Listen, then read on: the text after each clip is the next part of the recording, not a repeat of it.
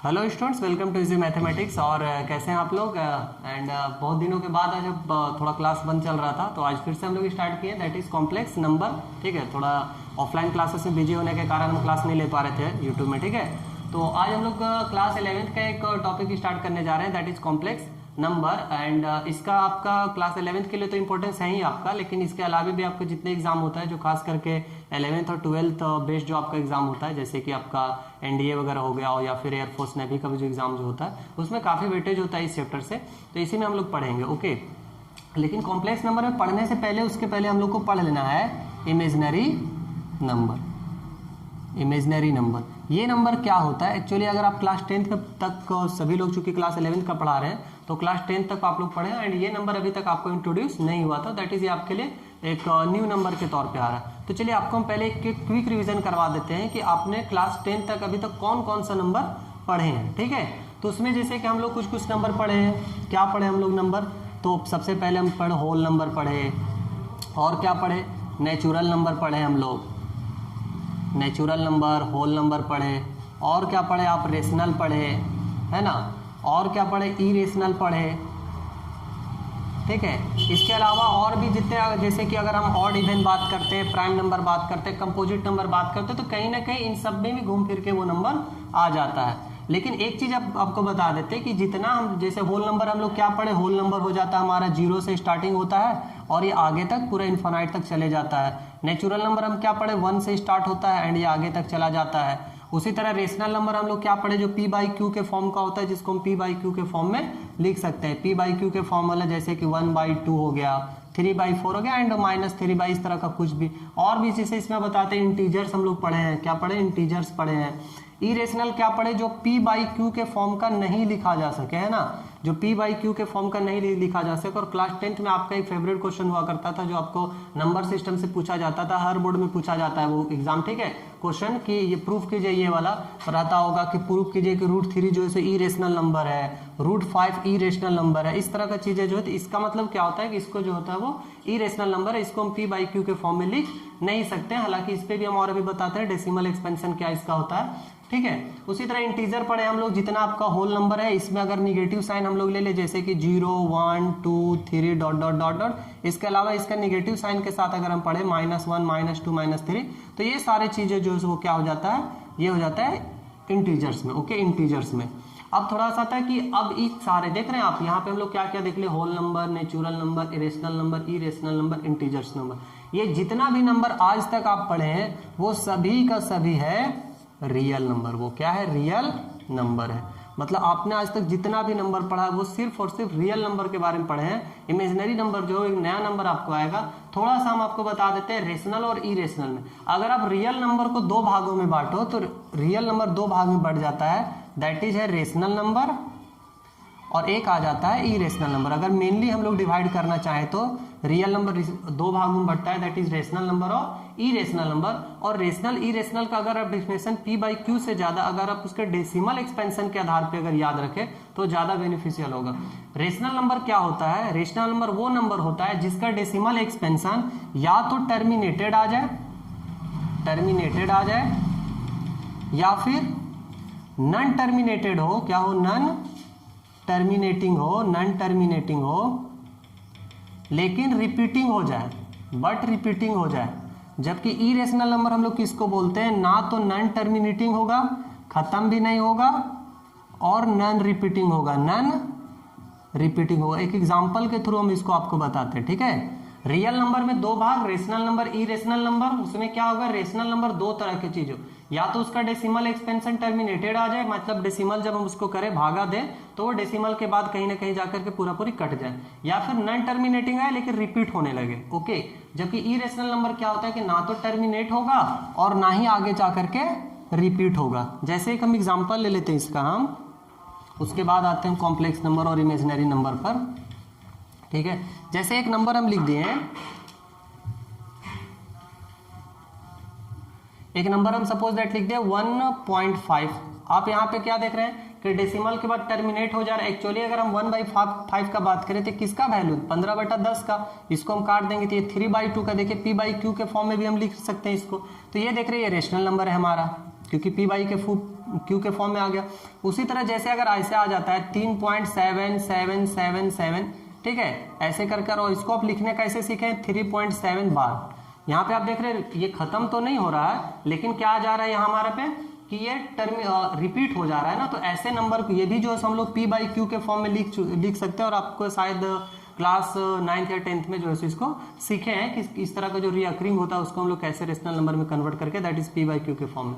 कुछ ऐसे भी होते हैं जैसे 1 पॉइंट, अगर आप जैसे √3 का वैल्यू लिखना चाहे तो क्या होता है 1.713, और इसी तरह का चलते जाता है और रिपीट भी नहीं होता और ना ही ये खत्म होता है, ठीक है। तो ऐसे नंबर को हम लोग नॉन रिपीटिंग बोलते हैं और ये हो जाता है आपका ई रेशनल नंबर। इसको हम लोग क्या बोलते हैं, ई रेशनल नंबर, ई रेशनल नंबर, ठीक है। तो इस पे भी हम ज़्यादा डिटेल से नहीं करवा रहे रेशनल और इरेशनल के बारे में। अगर कोई क्लास हम डिटेल से लेंगे उसके बारे में तो उसमें दिखाएंगे। मेनली हमको अभी पढ़ना है इमेजिनरी नंबर के बारे में, तो इसमें हम लोग बता देते हैं इमेजिनरी नंबर। जो आप लोग अब जरा दिमाग डालिए अपना कि क्या अभी तक आप लोग ऐसा नंबर पढ़े जिसका स्क्वायर नेगेटिव आता हो? कोई भी नंबर सोच के देखिए कि ऐसा कोई नंबर पढ़े जिसका स्क्वायर नेगेटिव आ रहा हो। कोई भी नंबर आपको नहीं मिलेगा जहां तक आप पढ़े रियल नंबर में, क्योंकि रियल नंबर का डिफिनेशन होता है कि उसका स्क्वायर हमेशा पॉजिटिव होता है, ठीक है। तो क्या कोई ऐसा नंबर एग्जिस्ट करता है जिसका जो स्क्वायर है वो नेगेटिव हो जाए? एग्जिस्ट तो नहीं करता है, लेकिन कई बार हम लोग जब क्वेश्चन बनाते हैं तो वहां पे रूट के अंदर, जैसे कि अगर आपको हम बताएं कि अगर हम लिखे 2 का स्क्वायर कितना हो जाएगा 4, और -2 का भी स्क्वायर कितना हो जाएगा 4।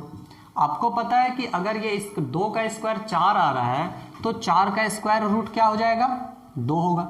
उसी तरह यहां से अगर हम लिखना चाहें -2 का स्क्वायर क्या आएगा 4, तो 4 का स्क्वायर रूट कितना आ जाएगा -2। मतलब हम यहाँ पे देख रहे हैं कि 4 का ही स्क्वायर रूट 2 भी है और 4 का ही स्क्वायर रूट -2 है। लेकिन कई बार आप खास करके क्लास 10th में आप लोग पढ़े थे क्वाड्रेटिक इक्वेशन जब सोल्व करते थे तो वहां जो आप लोग निकालते थे डिस्क्रिमिनेंट का वैल्यू, कभी कभी ऐसा आ जाता था जो आप लोग निकालते थे डिस्क्रिमिनेंट b² - 4ac, ओके। और एक जगह आपको आता था कि अगर d का वैल्यू क्या हो जाए 0 आ जाए, 0 से छोटा आ जाए, d लेस देन क्या हो जाए 0 आ जाए, तो वहां पे आप लोग क्या बोलते थे कि solution does not exist, solution does not exist. ऐसा क्यों बोलते थे? क्योंकि आप लोग याद रखें, हम लोग इसका जो एक फॉर्मूला होता है क्वाड्रेटिक इक्वेशन सॉल्व करने का, जिसको हम लोग श्रीधराचार्य फॉर्मूला भी बोलते हैं, तो वो क्या होता है -b और +- यहाँ पे d लिखते थे। और इसीलिए हम लोग बोलते थे इसका सॉल्यूशन एग्जिस्ट नहीं करेगा। क्यों? क्योंकि d का वैल्यू 0 से छोटा आ गया, दैट इज यहाँ निगेटिव हो गया, और निगेटिव का रूट हम लोग नहीं जानते थे एट द क्लास 10th तक। मतलब 10th तक हम लोग निगेटिव रूट का वैल्यू नहीं जानते, ठीक है। लेकिन अब हम लोग पढ़ेंगे यही चीज यहाँ पे कि आखिर एक कोई ऐसा क्या नंबर होता है जिसको ये जो होता है वो उसका रूट जो है सो जिसका स्क्वायर पॉजिटिव हो जाए।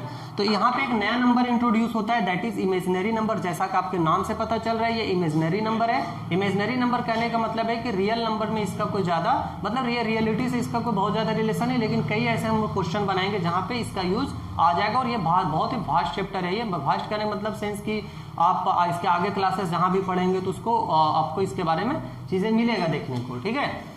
तो देखते हैं हम लोग इमेजिनरी नंबर। इमेजिनरी नंबर किसको कहते हैं? सबसे पहले हम डिफिनेशन लिख देते हैं इसका। Definition, a number whose square is negative, a number whose square is negative, एक ऐसा नंबर जिसका स्क्वायर क्या हो निगेटिव हो जाए, इज कॉल्ड इमेजिनरी नंबर। एक ऐसा नंबर जिसका स्क्वायर क्या हो जाए निगेटिव हो जाए इज कॉल्ड इमेजिनरी नंबर, ठीक है। And it is denoted by i, जिसको हम लोग आयोटा पढ़ते हैं, defined as i square equal to -1, या फिर इसको हम ऐसे भी लिख सकते दिस इंप्लाइज, इसका अगर हम स्क्वायर को उधर ले जाए तो क्या हो जाएगा √(-1) इक्वल टू आई। इस तरह से इसका डिफाइन होता है, ठीक है। क्या होता है कि एक ऐसा नंबर जिसका स्क्वायर क्या हो निगेटिव हो, ओके, उसको हम लोग बोलेंगे इमेजिनरी नंबर। इसको आई से डिनोट किया जाता है। आई क्यों? और इसका जो पढ़ते हैं हम लोग वो आयोटा पढ़ते हैं। आयोटा एक्चुअली एक मैथमेटिशियन का नाम था और वही जो है इस नंबर को इंट्रोड्यूस किए थे, है ना।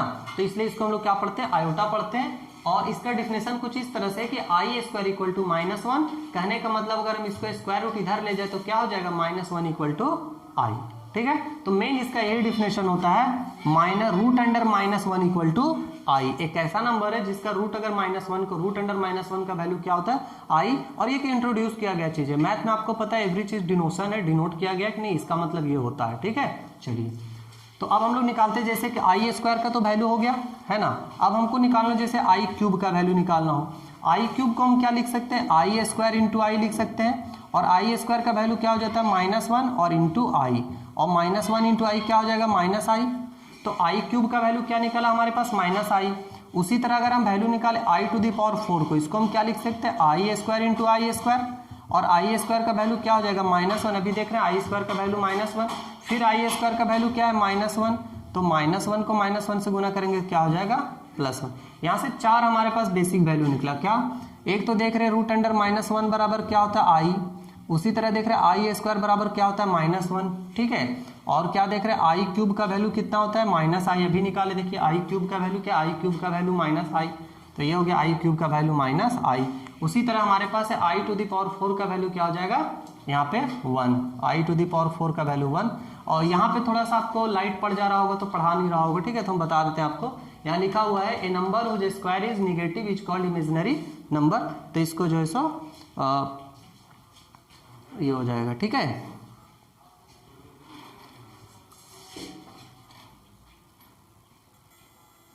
पहुंच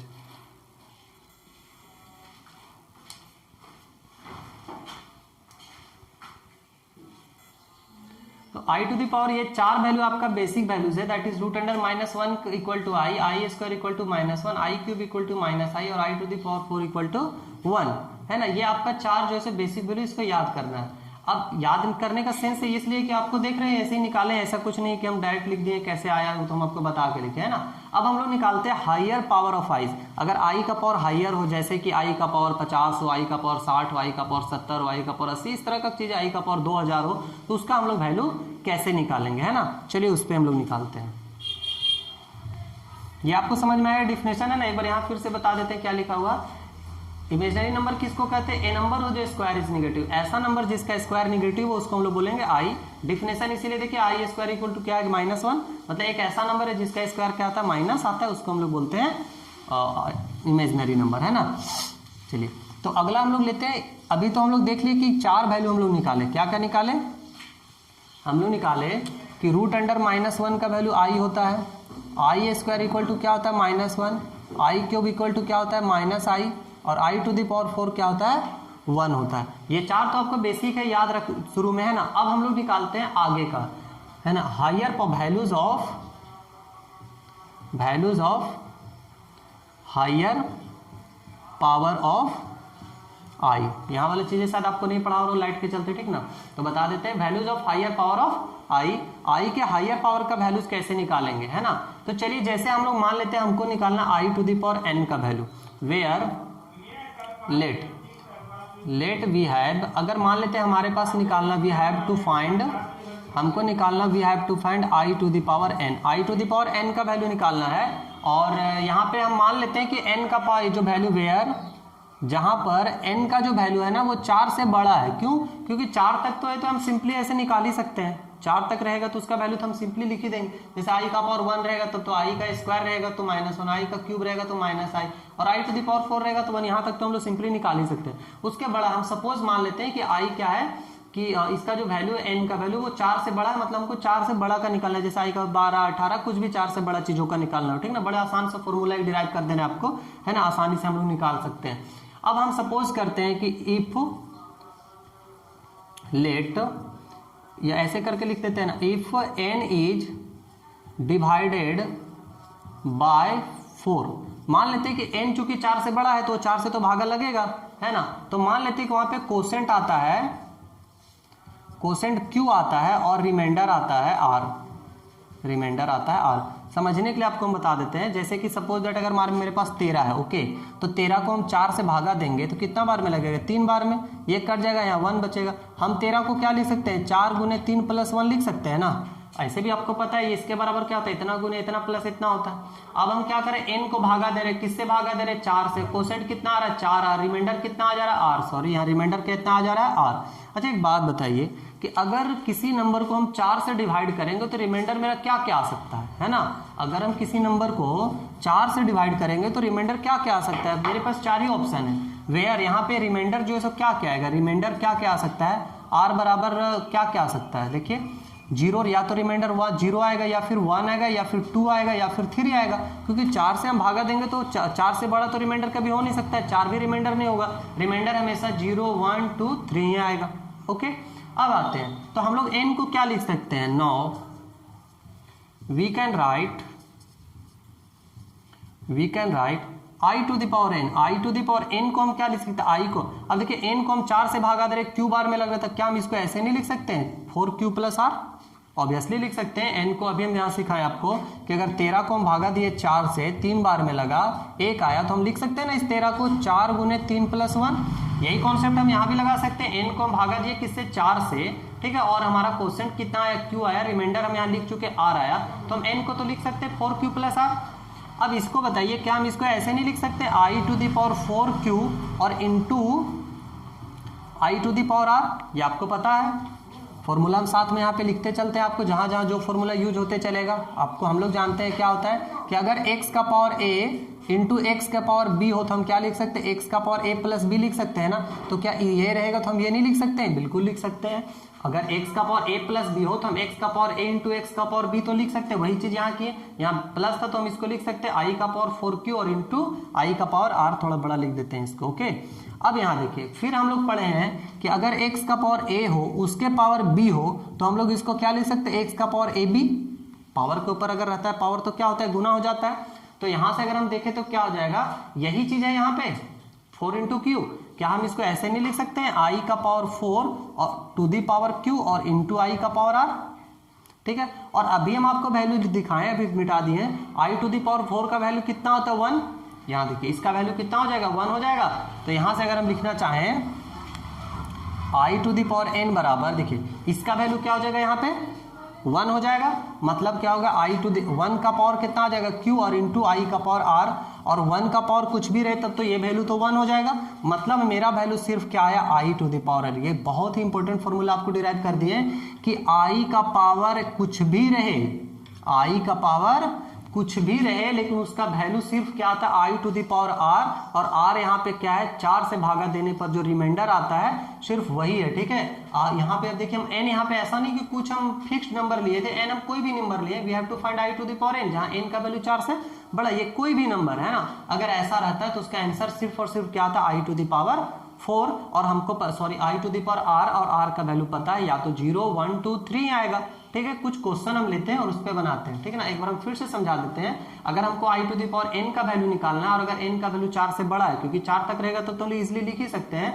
तो यहाँ से देखिए हम क्या करेंगे, n को 4 से भागा दें, हम ये मान लिए कि क्वोशेंट q आया और रिमाइंडर r आया, जहां r का वैल्यू क्या होगा 0 1 2 3 आ सकता है, तो हम n को लिख सकते हैं ना 4q प्लस r, ठीक है। और इसी को देखिए यहाँ प्लस है तो इसको हम प्रोडक्ट के रूप में कन्वर्ट कर सकते हैं, यहाँ पे अगर 4q है तो इसको 4 का पावर q, और i टू दी पावर 4 का वैल्यू हमको पता है यहाँ पे क्या होता है 1 होता है, ठीक है। और i to the power r, अब 1 का पावर q रहेगा तब तो ये 1 ही रह जाएगा, और i to the power r, मतलब यहाँ से हम क्या देखें कि i का पावर n कुछ भी रहे 4 से बड़ा, उसका वैल्यू सिर्फ और सिर्फ क्या आएगा i to the power r आएगा, और i to the power r क्या आएगा, r का वैल्यू यहाँ पे क्या होगा, तो r का वैल्यू होगा 0 1 2 3 4। अब आपको सब पता, अगर मान लीजिए शेषफल आ जाए 0 तो i टू दी पावर 0, 1 आ जाए तो i टू दी पावर 1, 2 आ जाए तो i टू दी पावर 2, 3 आ जाए तो i टू दी पावर 3, और तीनों 4 का वैल्यू हम लोग तो आसानी से जानते हैं ना। चलिए हम लोग कुछ क्वेश्चन लेते हैं और उसका हम लोग वैल्यू निकालते हैं।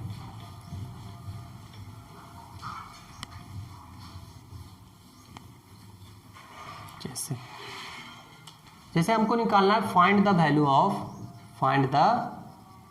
ऑफ पहला i टू दी पावर 45, दूसरा i टू पावर 263, तीसरा i टू दी पावर 200 या 364, चौथा लिख देते हैं i टू दी पावर 572 या 500, चलिए कुछ और देते हैं 70, ऐसा वैल्यू ले रहे हैं ताकि आसानी से आ जाए। अब हमको क्या बताएं, इसका वैल्यू निकालेंगे तो क्या आएगा, इतना बराबर क्या आएगा। अभी हम बताएं कि अगर i to the power n रहता है तो इसका वैल्यू आ जाता है i to the power r, और r यहाँ पे क्या है 4 से भागा देने पे जो आता है रिमाइंडर वही। तो कुछ नहीं करना आपको, बस इसको क्या कीजिए 4 से डिवाइड कीजिए, ठीक है, और देखिए रिमाइंडर क्या आता है, क्योंकि हम फॉर्मूला पहले डिराइव कर दिया है ना। तो जब हम 45 को अगर हम 4 से डिवाइड करेंगे तो कितना आएगा रिमाइंडर? 45 को अगर हम 4 से डिवाइड करेंगे तो शेषफल हमारा कितना बचेगा? सिर्फ 1 बचेगा। तो इसलिए इसका वैल्यू क्या आ जाएगा? i to the power 1। और i टू द पावर 1 कहने का मतलब क्या हो जाएगा? i। सिंपल है, ठीक ना। अब आगे आते हैं, इसको भाग देते हैं। i को, इसका 263, i टू द पावर कितना है? 263। इसको 4 से भाग देंगे। जब हम 263 को 4 से भाग देंगे तो रिमाइंडर क्या बचेगा? ठीक है, तो आप भाग देंगे 4 से 263 में। आपको एक शॉर्टकट तरीका बताएंगे कि आपको इतना भागा भी देना नहीं पड़ेगा। अब फिलहाल हम देके दिखाते हैं। 4 छक कितना हो जाएगा? 24 बच जाएगा, यहाँ 2 3 और 4 5 20 बच जाएगा, यहाँ कितना बचेगा? 3। शेषफल कितना आया? 3 आया। मतलब इसका वैल्यू क्या हो जाएगा? i to the power 3। और अभी हम वैल्यू सबका आपको लिखवा चुके हैं। क्या क्या आप देख लीजिए फिर से, है ना। i तो रहेगा तो ठीक है i, और i का स्क्वायर रहेगा तो क्या हो जाएगा? -1। i का क्यूब रहेगा तो क्या हो जाएगा? -i, और i टू द पावर 4 रहेगा तो क्या हो जाएगा? i। यह वैल्यू आपको तो इतना तो खैर याद रख ही सकते हैं ना। रिमाइंडर कितना है मेरा? 3, इसलिए इसका वैल्यू क्या हो गया? i to the power 3। और i टू द पावर 3 का वैल्यू कितना? -i, तो इसका बराबर क्या हो गया? -i। सिंपल।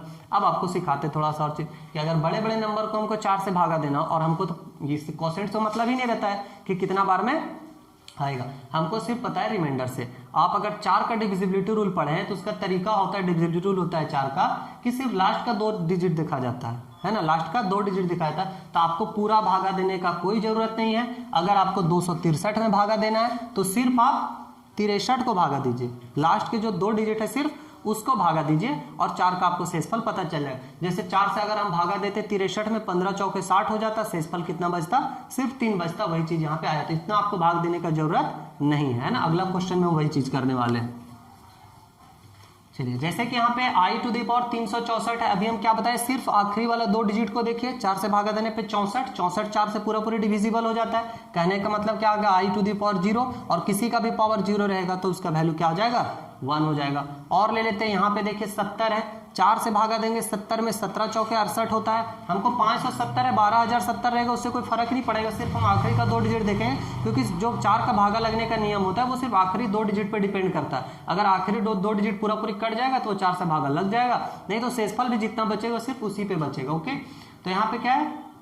70।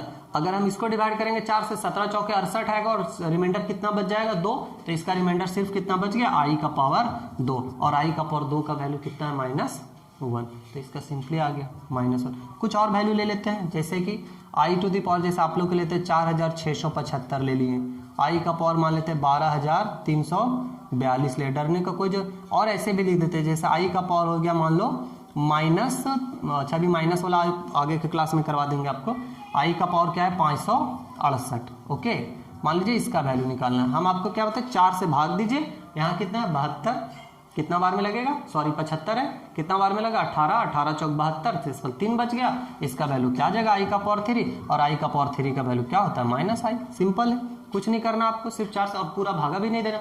यहाँ कितना है? 42 है, 42 है। 4 से भागा देंगे, रिमाइंडर कितना बचेगा? 10 चौके 40, 2 बच जाएगा रिमाइंडर। तो क्या हो जाएगा? i का पावर 2, और i का पावर 2 का वैल्यू क्या हो जाएगा? -1। यहाँ पे आते हैं 68 है, 17 चौके 68, पूरा पूरी कट जा रहा है, नहीं बचेगा कुछ रिमाइंडर। i का पावर 0, और i का पावर 0 का वैल्यू क्या हो जाता है? 1 आ जाता है। तो आज के क्लास में हम लोग क्या ये बता दिए कि i का हायर पावर जो है सो निकालने के लिए कुछ क्वेश्चन जो है सो लेते हैं, जो डायरेक्टली निकालना है, जो बुक से है। ठीक है, चलिए एक वैल्यू, हाँ, जो बोले थे कि i का पावर -1 का, उसको हम बता देते हैं ना। चलिए, तो ये आपका क्लियर हो गया। इसी तरह का आप खुद भी लीजिए मन में, 4000, 5000, 10000, 20000 i का पावर, आसानी से सिर्फ 4 से भागा दीजिए, जो रिमाइंडर आता है उसी पे। और उसको आपको हम ऐसा नहीं कि डायरेक्टली को ये बता रहे, आपको हम फॉर्मूला डिराइव करवा दिए, और वहां से आप आसानी से देख सकते हैं। ठीक है,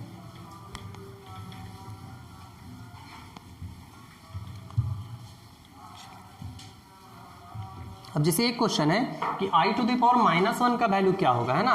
find the value of i to the power -1।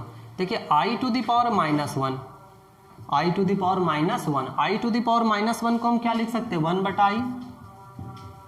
1/i।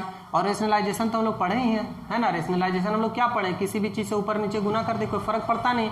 यहाँ भी वही काम करने वाले हैं, रेशनलाइज कर देते, ऊपर नीचे किससे गुना कर देते? i से। क्या बन जाएगा? ऊपर i² और नीचे क्या हो जाएगा? सॉरी, ऊपर i हो जाएगा और नीचे क्या हो जाएगा? i²। और ऊपर तो i है ही, और नीचे का वैल्यू कितना हो जाएगा? i² का वैल्यू हो जाएगा -1। शायद आपको यहाँ ना दिख रहा हो ना, तो इसको हम एक काम करते हैं, इधर लिख देते हैं, नीचे लिख देते हैं जैसे आई का पावर मान लो -1 हमको निकालना, तो इतना बराबर क्या हो जाएगा 1/i। इसको ऊपर नीचे क्या करें, i/i से गुना कर दे, तो ऊपर क्या हो गया i² और नीचे क्या हो गया वही गलती फिर से कर रहे हैं, i² है ना, और i² का वैल्यू क्या हो जाएगा -1, तो ये हो जाएगा i और बटा में -1, माइनस को ऊपर ले जाएंगे तो क्या हो जाएगा -i। तो अगर आपको लिखना हो i⁻1 का वैल्यू क्या होता है -i, या फिर कहीं आपको इस तरह आ जाए 1/i का वैल्यू क्या होता है तो -i। तो ये याद रख लेना है, बार बार हम लोग इतना थोड़ी करेंगे, 1/i जहाँ रहेगा वहाँ पे हम लोग -i लिख देंगे इजिली, ठीक है। तो चलिए हम लोग निकालते हैं कुछ क्वेश्चन जो उस पर, जो बुक का जो क्वेश्चन है ना, तो बुक से हम कुछ क्वेश्चन ले लेते हैं और उसका वैल्यू निकालते हैं, ठीक है। चलिए, जैसे कि एक क्वेश्चन इसमें दिया गया है i⁻29 है, प्लस में i फाइंड द वैल्यू निकालना आपका, नीचे हम लिखते हैं i⁻29 है प्लस 1/i⁻29 है, ठीक है। चलिए एक स्टेप में हम लोग आंसर बनाएंगे इसका, एक एक लाइन में है ना क्वेश्चन, इसी फाइंड द वैल्यू हो क्वेश्चन है, find the value RS Agarwal का क्वेश्चन है। चलिए i⁻29 का वैल्यू क्या होगा, अभी हम बताएं 4 से भागा दो, शेषफल कितना बच रहा 1, मतलब i का पावर 1 हो गया, कुछ नहीं करना, प्लस अभी इसका बताए बटा में, तो चलिए इसका काम बटा में ही कर लेते हैं। i⁻29 है, 29 को 4 से भागा देंगे, कितना बचेगा शेषफल 1, तो यहाँ भी बच गया क्या i, और अभी बताएं i प्लस 1/i का वैल्यू क्या होगा -i, अभी हम बताएं जस्ट -i, तो ये क्या होगा i से i कट गया प्लस माइनस, तो ये क्या हो जाएगा बराबर 0, है ना, i को इसके की वैल्यू क्या आ गया 0 आ गया। इसी तरह का क्वेश्चन अब आपको इवैल्यूएट करते जाना है, कुछ क्वेश्चन खास दिया नहीं है ना, तो बहुत ज़्यादा इसमें है नहीं। जैसे कि एक क्वेश्चन है यहाँ पे लिख दे रहे हैं हम, यहाँ पे क्वेश्चन है find the value of 1 plus i⁻10 plus i⁻100 और माइनस में है i⁻1000, ठीक है यहाँ पे। और इसका एक्चुअली क्वेश्चन में प्रूव करने के लिए 0 दिया है, निकाल देते हैं वैसे ही वैल्यू, को दिक्कत है नहीं उससे। इसका वैल्यू बोलिए जल्दी जल्दी, इसका आप दिमाग में बोलिए, 1 प्लस साथ में बोलते चलिए, i⁻10 है, 4 से भागा देंगे 2 बचेगा, मतलब i² प्लस 100 है, 4 से पूरा पूरी भागा लग जाएगा i का पावर 0, घटाओ 1000 है, 4 से पूरा पूरी भागा लग जाएगा i का पावर 0, ये से तो ऐसे ही कट गया, यहाँ क्या बचा 1, i² का वैल्यू -1 और ये दोनों क्या हो जाएगा 0। सिंपल है, किसी का भी आपको वैल्यू निकालना आप एक लाइन में निकाल सकते हैं, है ना। और भी कुछ प्रूव करने के लिए दिया है, जैसे कि एक क्वेश्चन दिया है प्रूव करने के लिए दिया है ना, इसी का क्वेश्चन है यहाँ पे कि प्रूव दैट या सो दैट करके लिखा है ना, क्वेश्चन है सो दैट 6i का पावर 54 प्लस 5i का पावर 37 माइनस 2i का पावर 11 और प्लस 6i का power 68 equal to 7i। LHS से लेके चलते हैं हम लोग, LHS से लेके चलते हैं। ये बाहर तो 6 कोई दिक्कत नहीं, 4 से इसको भागा दीजिए, कितना बार है 13 चौके 52, 2 बच जाएगा, शेषफल क्या हो जाएगा सिर्फ i² प्लस 4 से इसको 4 9 36, 1 बच जाएगा, मतलब i का पावर 1 घटाओ 2, यहाँ पे कीजिएगा तो कितना हो जाएगा i का पावर 11 है, 4 से भागा दीजिएगा 3 शेषफल बचेगा, मतलब क्या हो जाएगा i का पावर 3 हो जाएगा, प्लस इसको 4 से भागा दीजिएगा पूरा पूरी कटने जाएगा, मतलब 6 × i का पावर 0। LHS लेके चले है ना, यहाँ से देखिए कितना हो जाएगा i² का वैल्यू -1, तो -1 को 6 से गुना करेंगे -6 प्लस ये तो 5i है, i³ का वैल्यू कितना हो जाएगा -i, और इसके साथ ये माइनस लगेगा तो क्या हो जाएगा 2i प्लस में और जोड़, यहाँ क्या हो जाएगा 6 और i का पावर 0 मतलब 1, तो ये हो गया 6, तो ये 6 से ये 6 कैंसिल हो गया और यहाँ 5 और 2 क्या होगा 7i। आज का क्वेश्चन में इतना ही हम लोग रहने देते हैं ना, और काफ़ी जो है सो करवा दिए क्वेश्चन, और आगे क्लास में आपको हम और इंट्रोड्यूस करवाएंगे इसके जो है सो अच्छे क्वेश्चन जो आपका, और भी बहुत सारा चीज़ें मिलेगा आपको, ठीक ना। कॉम्प्लेक्स नंबर के बारे में पढ़ेंगे और भी इसको कुछ जो क्वेश्चन होगा, और आपके पास भी अगर कोई क्वेश्चन रहता है किसी भी एग्जाम से रिलेटेड, जो खास करके अगर जैसे कि आप कॉम्प्लेक्स नंबर पढ़ रहे हैं, अभी हम पढ़ा रहे हैं, हालांकि आज कॉम्प्लेक्स नंबर तो स्टार्ट नहीं कर पाए, इमेजनरी नंबर था वो चल गया, इसके आगे हम लोग को पढ़ना है कॉम्प्लेक्स नंबर। इमेजनरी नंबर उसी का एक सब टॉपिक था, क्योंकि उसको पढ़े बिना फिर आप लोग कॉम्प्लेक्स नंबर में नहीं जा सकते हैं, ठीक है। तो आपके पास भी अगर कोई क्वेश्चन हो तो उसको आप भेज सकते हैं, दे सकते हैं आपको, ठीक है। हाँ, और हम यहाँ पे आपको कांटेक्ट देते हैं आपको, आप इस पे जो है आपको कोई भी क्वेश्चन हो, किसी अगर तरह का डाउट हो, तो आप यहाँ पे इस पे आप हमको कोई भी डाउट जो है सो भेज सकते हैं। और हमारा क्लास है ऑफलाइन क्लास, इजी मैथमेटिक्स है ना, जो कि हमारा चैनल का नाम भी है, ठीक है। और यहाँ पे आप अगर ऑफलाइन क्लास ज्वाइन करना चाहे तो आप ऑफलाइन क्लास भी वहाँ पे ज्वाइन कर सकते हैं। क्लास आपको कैसा लगा जरूर बताइएगा, और हाँ अगर अभी तक सब्सक्राइब नहीं किए तो ये पाप तो एकदम मत कीजिए, ठीक है। जल्दी से उसको सब्सक्राइब कीजिए और जितने आगे जितने ज़्यादा लोगों तक आपको शेयर कर सकते हैं, जितने भी दोस्तों दुश्मन सबके पास शेयर कीजिए ताकि मैक्सिमम लोगों तक ये चीज़ें पहुँच सके। Okay, thank you.